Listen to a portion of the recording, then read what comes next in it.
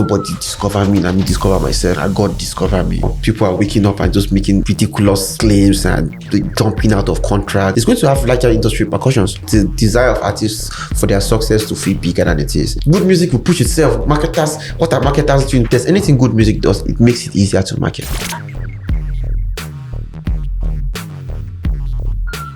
Oh, that was good. My brother, Adeayo, what's happening now? Everything is happening, actually. All right, so now let's go straight into it. Fido, the new kid on the block, is now in the news. Another drama. Right, he's beefing with his label. Yup. Right. So, why do you think there is an increase in artist versus label disputes? So, I think it's because the industry is growing. We are in an industry that's growing. More artists are blowing up. More labels are springing up, and the fact that there's still a lack of structure.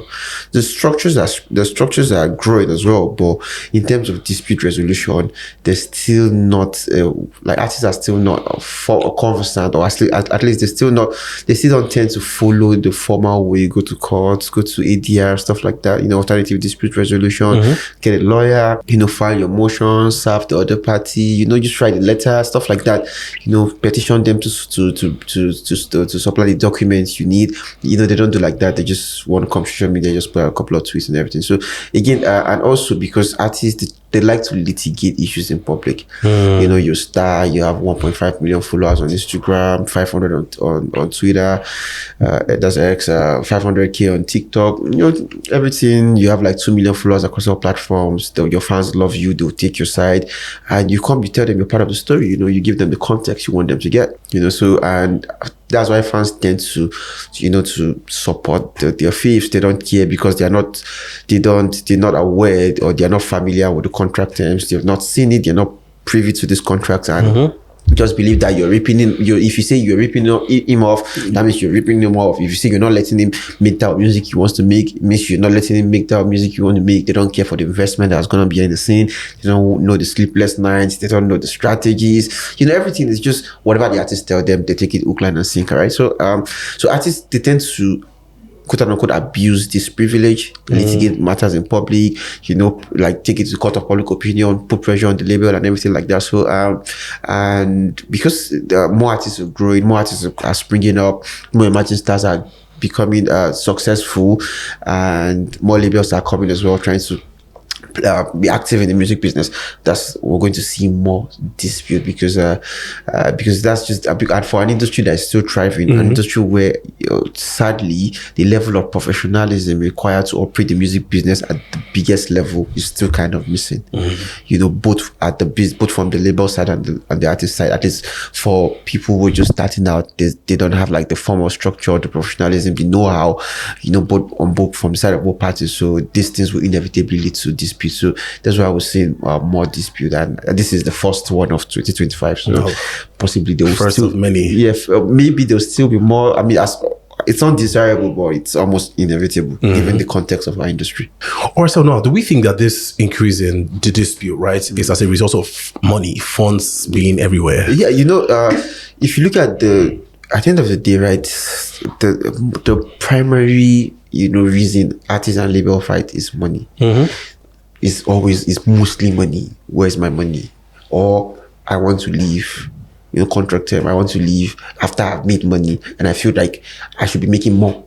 The initial contract we signed was 3 years. I dropped one EP, 2 songs blew up from that EP, 6 months into my contract, and I'm tied to you for 3 years where you're taking 65%, after like with a 15k advance.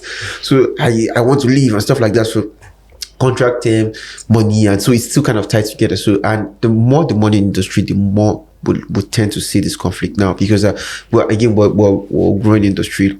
Funds have been injected into the Nigerian music industry from international labels who they're fully aware of the international growth of Nigerian music. They try to leverage it and try to expand their base, and with this money, more artists are getting to make money. More labels are making money that labels didn't make 10 years ago. Artists are making money their predecessors didn't make a decade ago. So this leading to dispute, especially when you consider the fact that again there's the lack of professionalism at the highest level required, to operate in this type of business. So and the recent fight we've seen, it's definitely due to the kind of money the industry is making, the kind of money that is circulating within the industry. There are more contracts, there are more deals. I mean, between 2020 to say maybe 20, even to last year 23, a lot of people got deals, like very, very amazing deals people would have gotten 5 years ago.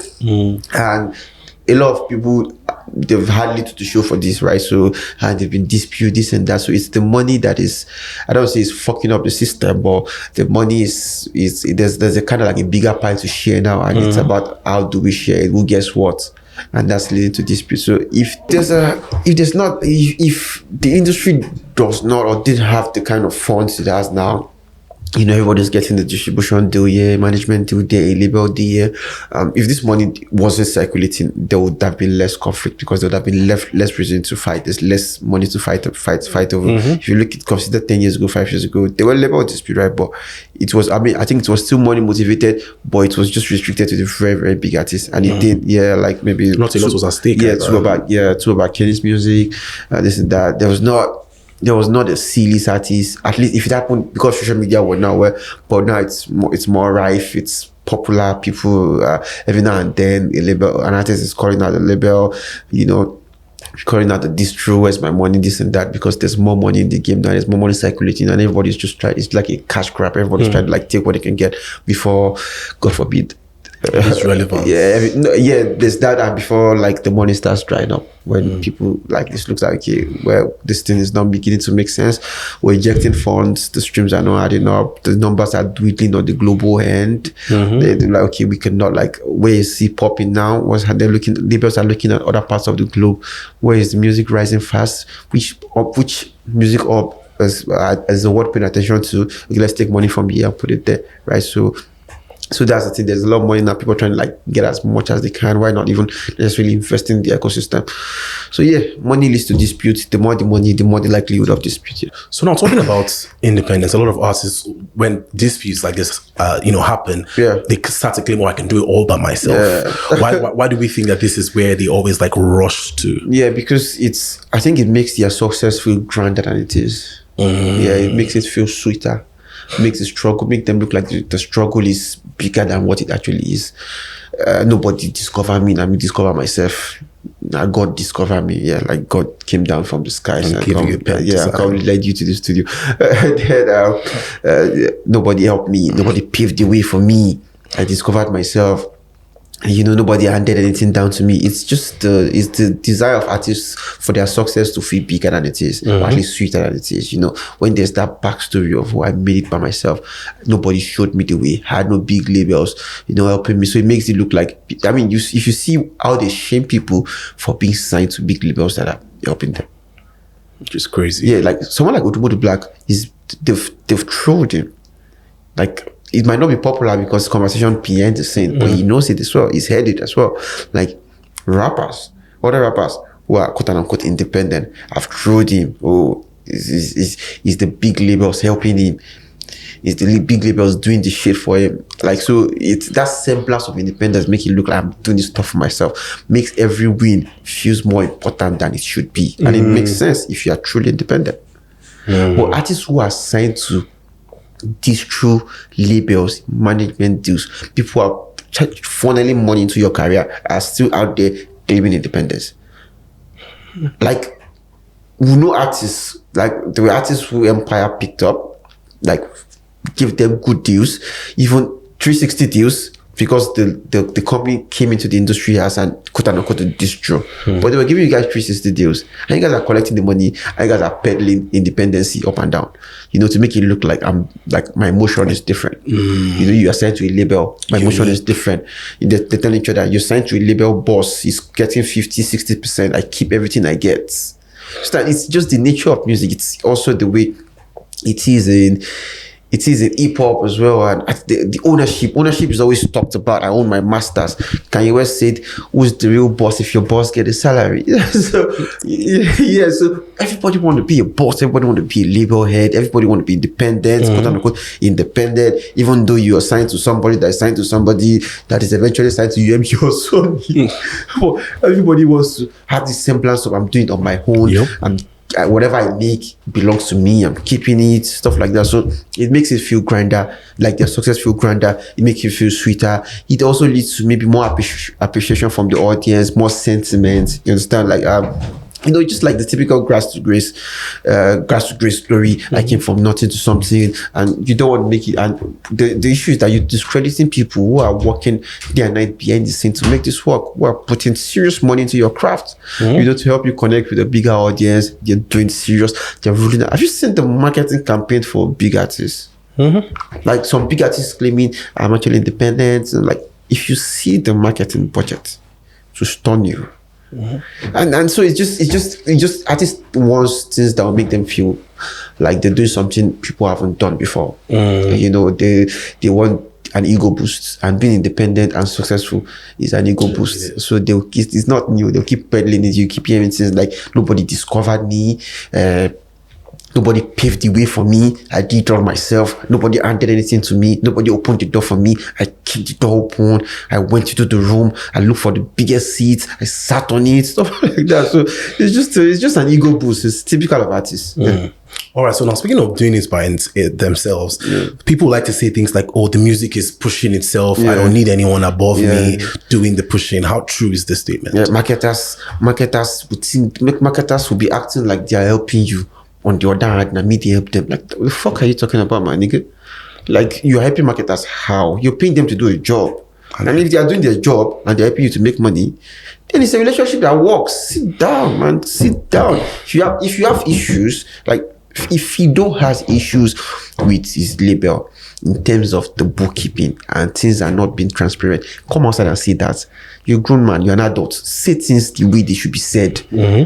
So, like, I asked my label for clarity on a particular sum of money, and the information they've given to me is insufficient. And all my efforts to get them to clarify has failed. That's why I'm taking this route. Simple. Give people a reason to contextualize the conversation and take sides appropriately. Or ask questions they need to ask. Don't come outside and say, "Oh, marketers will be acting like they're helping you." Niggas, marketers are helping you. Without them, you are nobody. I'm sorry, your music would not be anywhere. Say, nobody discovered me. Sorry, they discovered you. And it's fine. And it's okay. Like it's not in the God didn't discover you. Stop. Like, give glory to God. Like, give credit to your God. It's okay. But also give credit to who credit is due. So, and you get things like, good music will push itself. Marketers, what are marketers doing? Good music will push itself. It's fast. There's nothing that has ever been successfully. There's no product that has necessarily been successful just based on its intrinsic quality. Maybe staple food, like maybe food survival. Like, okay, we as human beings we evolve eating food, and you don't need to market rice, gari, beans to me. Staple food, like the food that we've known to exist, sustain people over decades, right? Beans, potato, come on, like. But if you make a new product today, water is essential and necessity. But if you make a new product of table water today, you better market the fuck out of that water. True. If not, nothing for you. You have to carve out a piece of the market for yourself. So water by itself is good. It's a necessity. It's intrinsic quality. It's one that needs not be overstated. But you still need to be able to get people to pay mass attention to that product. Once it's branded, you have to market it. Yeah, you start. So good music is if there's anything good music does, it makes it easier to market. True. That's just what it makes it easier to market. Because when you're marketing the good music, you can confidently do so. This shall I no go too much, you no go need to explain, no evidence. It will grow on no you. Evidence, it will grow. No, I don't talk that one. I don't talk that one. Yeah, see, I know what. Say this music, like if it's good, it's good. You just like you market it, you find the strategies to get it to the people you need to get to the medium you want to use, right? So that's it. But the fact that it's good doesn't make it to market itself. You need to put money behind it and let it let it get some motion. Get some people like, bro. CK's Love Wanting was remarkable off the beat. Like they did a bit of marketing, it was good. And when it blew up, like when Fortune smiled on it and it blew up, they doubled down on the market. They doubled down on the market and started from Africa, UK carrier, US office carrier. They were taking it everywhere because that's what you require. That's what it needs. So you market the shit out of your product. So all this good music will market itself. I don't need market that. It's just like it's ignorant talk. It's ignorant talk. Like it's ignorant talk. So it's good music cannot market itself because at the end of the day, the streaming platform is filled with good music and good talent, big talent, massive talent, making good music that people would never discover. And those good music will never become successful music because of there's no big marketing behind it. That's the difference between a good song and a successful marketing. Yeah, so good music cannot market itself. That's just straightforward. Good music cannot market itself. If you think you make good music and it can market itself, then fire your marketing team. Just be uploading your song on DSP and be putting out now with funny emojis and that thinking, is still marketing. And that's still marketing, and that will guarantee you almost little or no success. You understand? So, and even big artists that I see it like good music can market itself. When an artist gets to a particular position and starts saying it's like, my music is good enough to speak for itself, it's because you've marketed yourself to a position where you can say that, where you can have that luxury. Actually, we see Adeayo doesn't need marketing. Our music speak for itself. It's because Adeayo have marketed to the point she is now. So our kind of marketing does not look off, like too aggressive, too desperate, stream, Instagram had to this and that to this. No, it doesn't look like that, but it's still marketing, right? She does a couple of interviews here and there. She announced the dates and people are anticipating, and there's pre-save link out. She does like a small intimate performance for her fans to use anticipation. Those are strategic marketing that are on brand with a particular artist that fits their brand, and the reason why is because the marketing has been done over time for the music to now sustain itself. If Frank Ocean should drop music today and just post the link, that's maybe all the marketing in it. The rest will be done by word of mouth because they've marketed him over the years and he's had a branding over the years to get to the position it is. It's not just that he woke up one morning, made good music, uploaded it and went to bed and say, go market yourself, develop motion yourself. It doesn't work like that. I think they know this thing. They just say this bullshit because it makes them sound cool or make them look like they're doing something others haven't done before. It's fucking annoying. All right. Now let's move on to the final one. Do we think that there will be larger industry repercussions from these issues? Yes, absolutely. Like, it's tiring. Every night they wake up they are turning the industry to circus. There's no formal way of dispute resolution anymore. People are waking up and just making ridiculous claims and jumping out of contracts. It's going to have larger industry repercussions. I think we're getting to a point where labels will start telling their own side of the story. Yeah, if an artist go on Instagram live and start making claims, oh, they did this to me, they did that to me, other people start telling part of their own story. People are no longer going to start holding back, and by labels I mean people within the label. They are going to be human faces to it. We saw one recently with them, like I'm not trying to even comment on that, between Ashake and a former associate that has been crashing out for weeks now. I don't know, I won't call it crash out, but the man has been airing out his own feelings about how the things went down. You understand? More people behind the scene will start speaking up. Labels will start speaking up. If an artist is accusing a label of this and that, I think the labels will start telling their side of the story. That's why you see Caleb from Inner Circle Entertainment, the guy that discovered and he signed Fido and changed his name from Fido or I don't know. It's P-H-Y-D-O. Fido, whatever way it's pronounced to Fido. And you come out and say nobody is marketing there. Nobody discovered you. And someone came out with evidence, like text messages, and say, oh, indeed I discovered you and I put you on and stuff like that. Labels will start doing that. And it's no longer going to be letterhead. You see why the Caleb guy why the Inner Circle Entertainment took on and people paid attention to it, and it's one of the rare cases where an artist is losing public opinion, like it's losing in the court of public opinion. Like ask yourself, when was the last time an artist came out and tried to throw a label, a distro, a marketer under the bus and lost the public? Like they came for Fido's head. Like average music fans were siding with the labels. It's because people are more conscious now. Like there's more consumer education, and also the Mr. Caleb from the label, from the inner circle entertainment, beg your pardon. He's the one. He's not a letterhead. He's not a letterhead from inner circle entertainment addressing Fido's claims. Yeah. Then they now reduce. They not like that sounds distant. There's no human face to it. It's a letterhead. People are not going to side with an institution when there's no human face to it. People side with an institution they feel a connection to.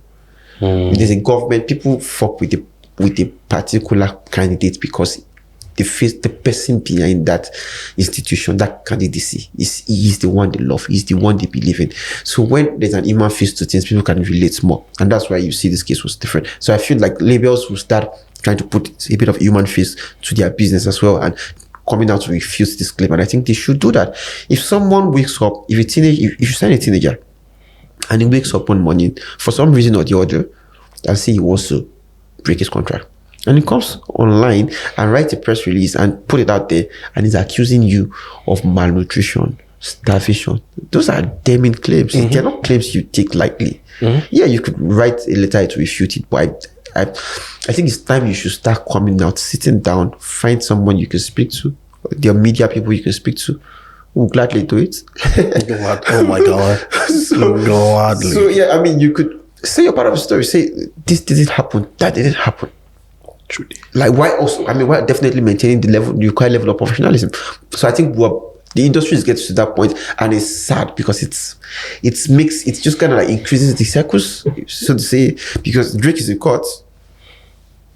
I mean, although the motions have been adjusted, his prayers have been adjusted, but he's in court. He's suing his own label for injury to his career.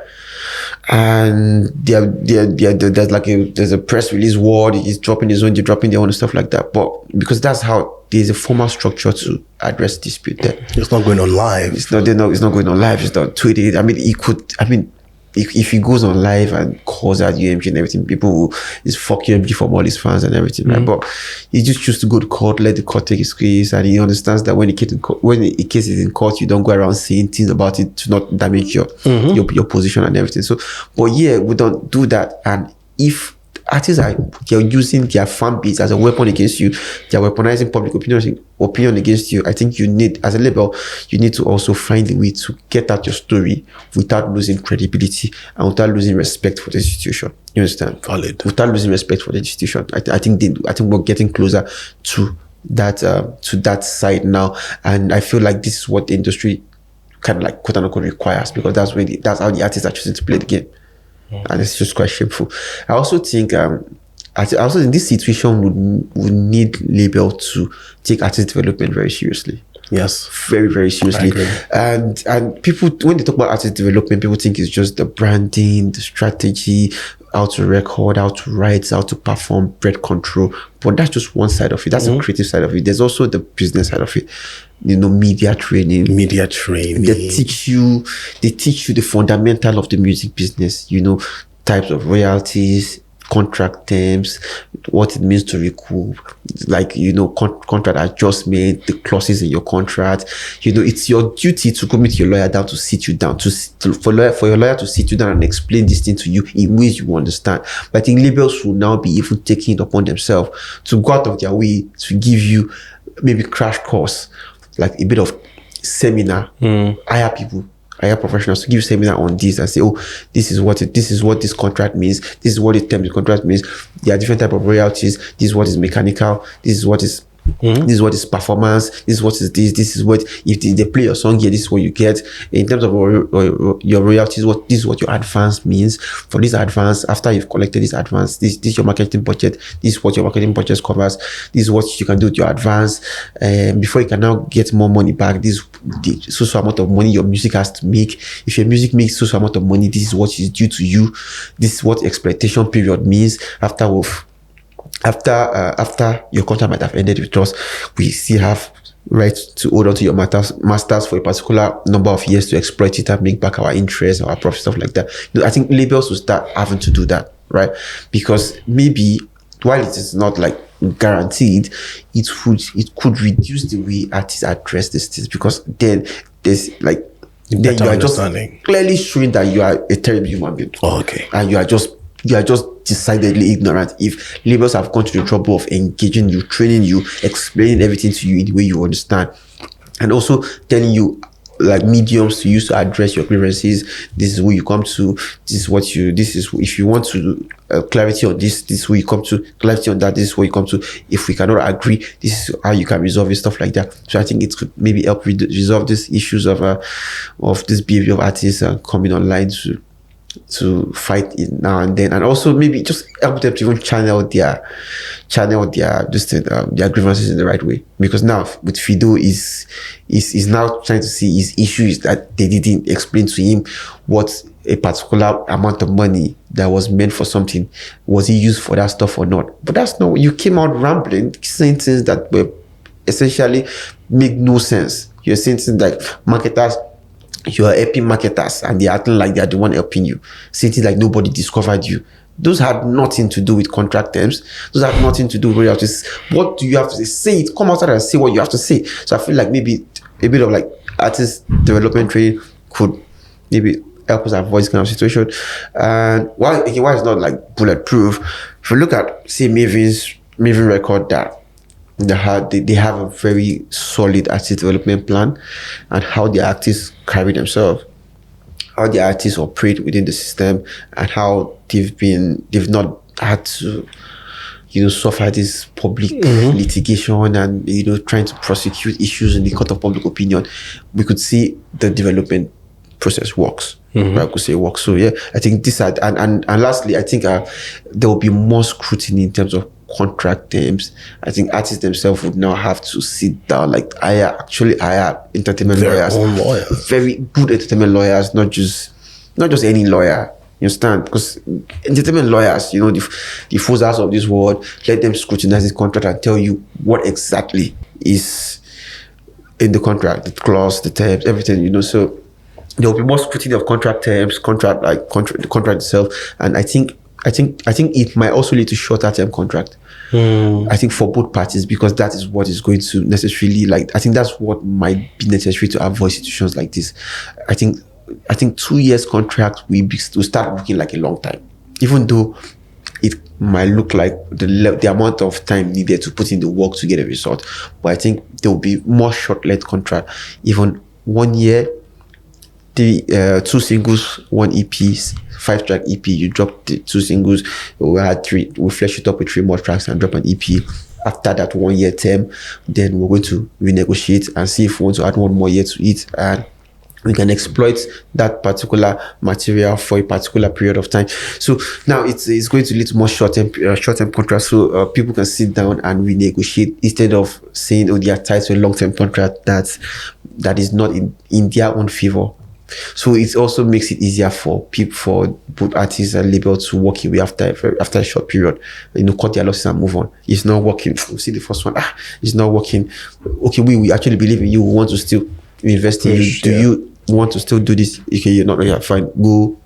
May God be with you. Go your way. Let's go our way. So more short-term contract, because we're going to be seeing cases of like even songs, like let's distribute 2 songs together and see how it goes. We'll fund these 2 songs, we'll market these 2 songs, then we'll see how it goes. If it does well and gets a particular, their markers for success, benchmark, if we can get in the first 3 months, if we're able to get 5 million streams across our platforms for the song, then we think it's work.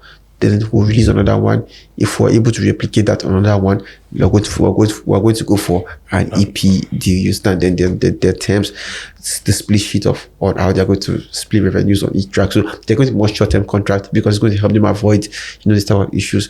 But at the end of the day, right, it's about a recurring issue that is becoming tiring. People who sat here before me, they've discussed this issue: artist versus label. More than he said it a couple of times. The OG Osagi Alonge has had episodes where he's talked about artist labor dispute. I don't think this is my first time of talking about this stuff. So I'm genuinely tired of talking about it. There should be other positive things we could talk about in the industry, things that will actually help spotlight emerging talents, because that's what I generally care about. So I think it's issues we need to take seriously. Educate your artists. Artists need to also sit themselves down and ask themselves, like, if there are grievances, how can we go about it? How can we address it? What can we do to solve these issues? And it's just, at the end of the day, it just shows a lack of structure. And the fact that it's taking so long to build structures to address this, it just is an indictment in the industry. So hopefully we see less of this type of issues in the future. And that's facts only.